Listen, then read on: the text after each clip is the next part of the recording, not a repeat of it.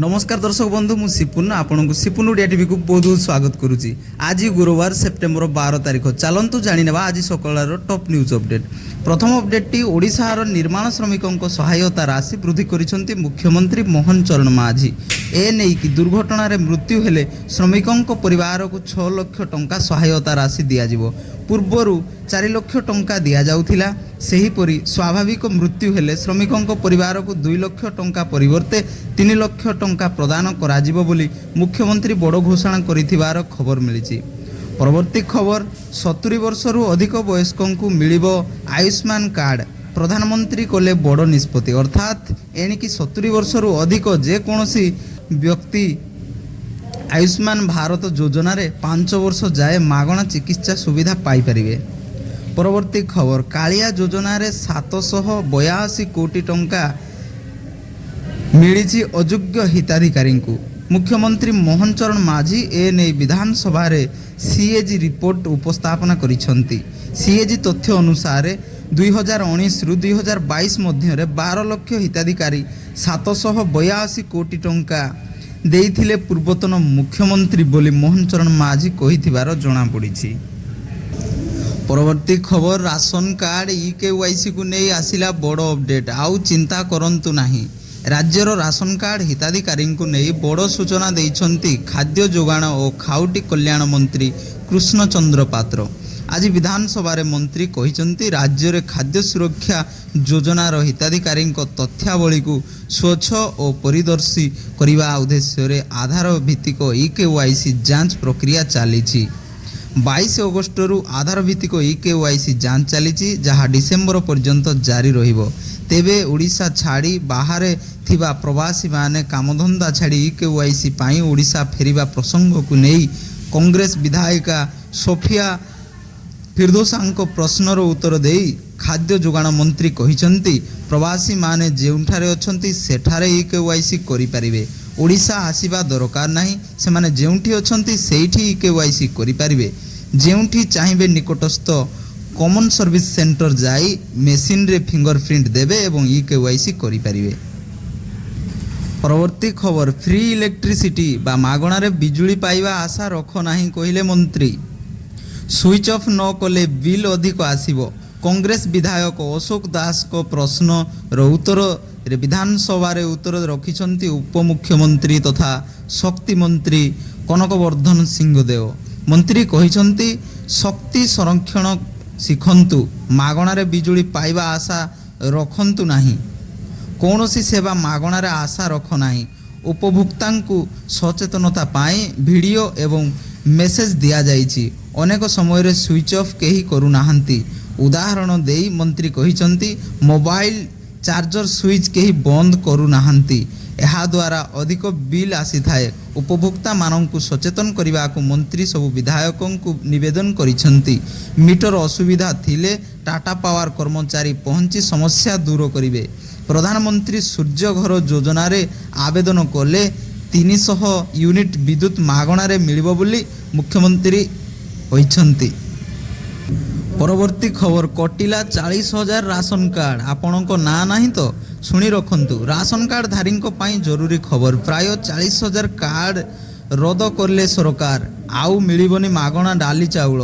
Ration card धारी सह जड़ित बड़ खबर सामना को आसी। गोटे किंबा दुईटी नुहे बरम 40,000 कार्ड बातिल करिसंती सरकार।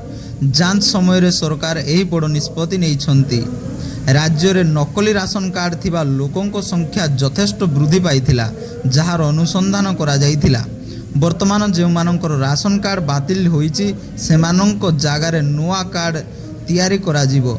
दिल्ली सरकारंक खाद्य एवं जोगणा विभाग कार्डधारी उपरे अनुसंधान करुछंती जो माने प्राय 3 मास धरी राशन ग्रहण करि नाहंती।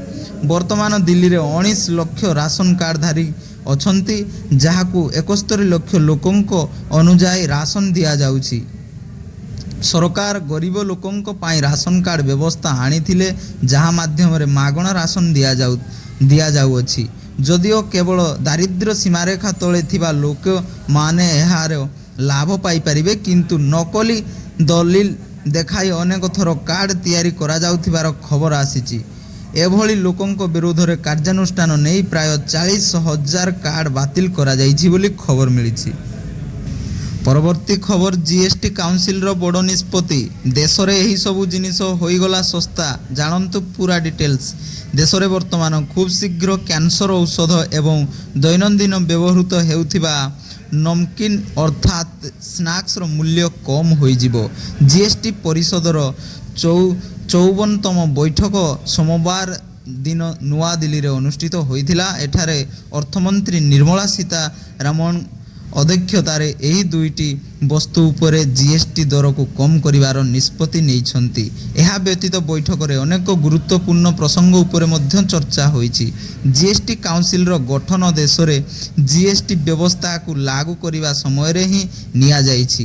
ଏହି ପରିଷଦର ଅଧ୍ୟକ୍ଷତା ଦେଶର ଅର୍ଥମନ୍ତ୍ରୀଙ୍କ ପାଖରେ ହୋଇଥାଏ। ଏଥିରେ ସମସ୍ତ ରାଜ୍ୟ ଏବଂ କେନ୍ଦ୍ରଶାସିତ ଅଞ୍ଚଳର ଅର୍ଥମନ୍ତ୍ରୀ ବା ସେମାନଙ୍କ ପ୍ରତିନିଧି ଏହାର ସଦସ୍ୟ ହୋଇଥାନ୍ତି।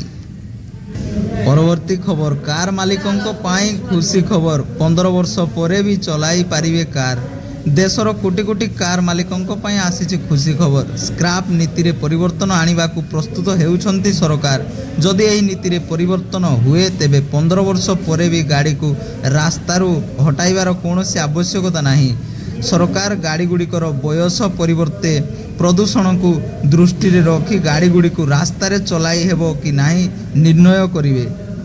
ମଙ୍ଗଳବାର ଜଣେ ବରିଷ୍ଠ ଅଧିକାରୀ ଏହାକୁ ନେଇ ସୂଚନା ଦେଇଛନ୍ତି। ବର୍ତ୍ତମାନ ବୟସ ଆଧାରରେ ଗାଡ଼ିଗୁଡ଼ିକ ରାସ୍ତାରୁ ହଟାଯାଇଛି। ଏହାକୁ ନେଇ ଅନେକ କାର୍ ମାଲିକ ବିରୋଧ କରୁଛନ୍ତି। ଏନେଇ ବର୍ତ୍ତମାନ ଏହି ନୀତିରେ ପରିବର୍ତ୍ତନ ଆଣିବାକୁ ଯୋଜନା ଆରମ୍ଭ ହୋଇଛି ବୋଲି ଖବର ମିଳିଛି। ପରବର୍ତ୍ତୀ ଖବର, ସୁନା କିଣୁଥିଲେ ହୋଇଯାଆନ୍ତୁ ସାବଧାନ। ମନ୍ତ୍ରୀ କହିଲେ ଗ୍ରାହକଙ୍କୁ ଠକୁଛନ୍ତି ଦୋକାନୀ। ଗତ 5 ମାସ ମଧ୍ୟରେ ଯୋଗାଣ ବିଭାଗ ପକ୍ଷରୁ କରାଯାଇଥିବା 3,125 ରେଡ୍ରେ 116 ବ୍ୟବସାୟୀ ଗ୍ରାହକଙ୍କୁ ଠକିଥିବା ନଜରକୁ ଆସିଛି। ସେମାନଙ୍କ ବିରୁଦ୍ଧରେ ମାମଲା ରୁଜୁ ହେବା ସହ ସେମାନଙ୍କଠୁ 3,13,800 ଟଙ୍କାର ଫାଇନ୍ ଆଦାୟ କରାଯାଇଛି। ଏନେଇ ବିଧାନସଭାରେ ଉତ୍ତର ରଖିଛନ୍ତି ଯୋଗାଣ ମନ୍ତ୍ରୀ କୃଷ୍ଣଚନ୍ଦ୍ର ପାତ୍ର ବୋଲି ଖବର ମିଳିଛି। ପରବର୍ତ୍ତୀ ଖବର, କେନ୍ଦ୍ର ସରକାର କଲେ ବଡ଼ ପରିବର୍ତ୍ତନ। ହାଇସ୍ପିଡ଼ରେ ନିର୍ମାଣ ହେବାରେ ଲାଗିଛି ଭାରତରେ ହାଇୱେ ଏବଂ ଏକ୍ସପ୍ରେସ୍ ୱେ।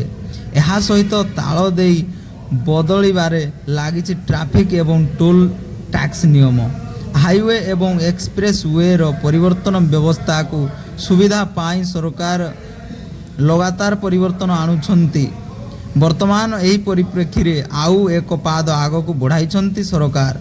କେନ୍ଦ୍ର ସଡ଼କ ପରିବହନ ମନ୍ତ୍ରଣାଳୟ ଜାତୀୟ ରାଜପଥ ଶୁଳ୍କ ନିୟମରେ ପରିବର୍ତ୍ତନ କରିଛି। ଏହାଦ୍ୱାରା ସେହି ଲୋକମାନେ ବହୁତ ଉପକୃତ ହେବେ ଯେଉଁମାନଙ୍କୁ ପ୍ରତିଦିନ କୌଣସି କାମରେ ରାଜପଥ କିମ୍ବା ଏକ୍ସପ୍ରେସ୍ ୱେରେ ଯିବାକୁ ପଡ଼ୁଛି ଏବଂ ସେମାନଙ୍କ ଘର ଟୋଲ୍ ପ୍ଲାଜା ନିକଟରେ ରହିଛି। ଆସନ୍ତୁ ଜାଣିବା ଏହି ନୂଆ ନିୟମ ଦ୍ୱାରା ଆପଣଙ୍କୁ କିପରି ସୁବିଧା ମିଳିବ। ତ ସଡ଼କ ପରିବହନ ଓ ରାଜପଥ ମନ୍ତ୍ରଣାଳୟ ଅନୁଯାୟୀ ଗ୍ଲୋବାଲ ନେଭିଗେସନ୍ ସାଟେଲାଇଟ୍ ସିଷ୍ଟମ କରୁଥିବା ଘରୋଇ ଗାଡ଼ି ମାଲିକଙ୍କୁ ରାଜପଥ ଓ ଏକ୍ସପ୍ରେସ୍ ୱେରେ 20 କିଲୋମିଟର ପର୍ଯ୍ୟନ୍ତ ଯାତ୍ରା କରିବା ପାଇଁ ପ୍ରତିଦିନ କୌଣସି ଟୋଲ୍ ଆଦାୟ କରାଯିବ ନାହିଁ। ନୂଆ ବିଜ୍ଞପ୍ତି ଅନୁସାରେ ଯଦି ଗାଡ଼ିରେ GNSS ସଂସ୍ଥାପିତ ଅଛି ତେବେ ଦିନକୁ ରାଜପଥ ଏବଂ ଏକ୍ସପ୍ରେସ୍ ୱେ ପ୍ରଥମ 20 କିଲୋମିଟର ପର୍ଯ୍ୟନ୍ତ ଯାତ୍ରାରେ ଗାଡ଼ି ମାଲିକଙ୍କୁ କୌଣସି ଶୁଳ୍କ ଦେବାକୁ ପଡ଼ିବ ନାହିଁ ବୋଲି ଖବର ମିଳିଛି। ପରବର୍ତ୍ତୀ ଖବର, ରେଳବାଇରେ ଚାକିରି ପାଇଁ ସ୍ୱପ୍ନ ଦେଖୁଥିବା ପ୍ରାର୍ଥୀଙ୍କ ପାଇଁ ଆଉ ଏକ ଖୁସି ଖବର। ଆର୍ଆର୍ବି ଏନ୍ଟିପିସି ପରେ ରେଳବାଇରେ ଆଉ ଏକ ବଡ଼ ନିଯୁକ୍ତି ବାହାର କରିଛି। ଏନେଇ ବିଜ୍ଞପ୍ତି ମଧ୍ୟ ପ୍ରକାଶ ପାଇଛି। ପୂର୍ବାଞ୍ଚଳ ରେଳବାଇର ରେଳବାଇ ନିଯୁକ୍ତି ସେଲ୍ ଦ୍ୱାରା ଏହି ନୂତନ ନିଯୁକ୍ତି ବିଜ୍ଞପ୍ତି ଜାରି କରାଯାଇଛି। ଆପଣ ଯଦି ଆବେଦନ ପାଇଁ ଆଗ୍ରହୀ ତେବେ ଶୁଣି ରଖନ୍ତୁ। ଏହି ନିଯୁକ୍ତି ମାଧ୍ୟମରେ ଆର୍ଆର୍ବିରେ fitter, welder, carpenter, painter, turner, electrical wireman, machinist ସମେତ ବିଭିନ୍ନ ଟ୍ରେଡ୍ର ଏଣ୍ଟରପ୍ରାଇଜ୍ ପଦବୀ ପୂରଣ ହେବ। ଏନେଇ ଅନଲାଇନ୍ ମାଧ୍ୟମରେ ଆବେଦନ କରିବାକୁ ପଡ଼ିବ। ଏହି ନିଯୁକ୍ତି ମାଧ୍ୟମରେ ଉଭୟ ପୁରୁଷ ଓ ମହିଳା ଆବେଦନ କରିପାରିବେ। 10ମ ପାସ୍ କରିଥିବା ପିଲା ଏହାର ସୁଯୋଗ ନେଇପାରିବେ। ଏହି ନିଯୁକ୍ତି ମାଧ୍ୟମରେ 3,000ରୁ ଅଧିକ ପଦବୀ ପୂରଣ ହେବ ବୋଲି ଖବର ମିଳିଛି। ପରବର୍ତ୍ତୀ ଖବର ସୁନା ଦରକୁ ନେଇ ଆଜି ଓଡ଼ିଶା ରାଜଧାନୀ ଭୁବନେଶ୍ୱରରେ 22 କ୍ୟାରେଟ୍ ସୁନାର ଦର 1 ଗ୍ରାମ ପ୍ରତି 6,716 ଟଙ୍କା ଥିବାବେଳେ 24 କ୍ୟାରେଟ୍ ସୁନାର ଦର 1 ଗ୍ରାମ ପ୍ରତି 7,326 ଥିବାର ସୂଚନା ମିଳିଛି। ତ ଭିଡ଼ିଓଟି ଶେଷ ପର୍ଯ୍ୟନ୍ତ ଦେଖିଥିବାରୁ ବହୁତ ବହୁତ ଧନ୍ୟବାଦ। ଭଲ ଲାଗିଥିଲେ ଲାଇକ୍ କରନ୍ତୁ, ଅନ୍ୟମାନଙ୍କ ପାଖରେ ପହଞ୍ଚାଇବା ପାଇଁ ସେୟାର କରନ୍ତୁ। ଏଇଭଳି ଇନଫର୍ମେସନ୍ ଡେଲି ପାଇବା ପାଇଁ ଚ୍ୟାନେଲଟିକୁ ସବସ୍କ୍ରାଇବ୍ କରନ୍ତୁ। ଜୟ ଜଗନ୍ନାଥ।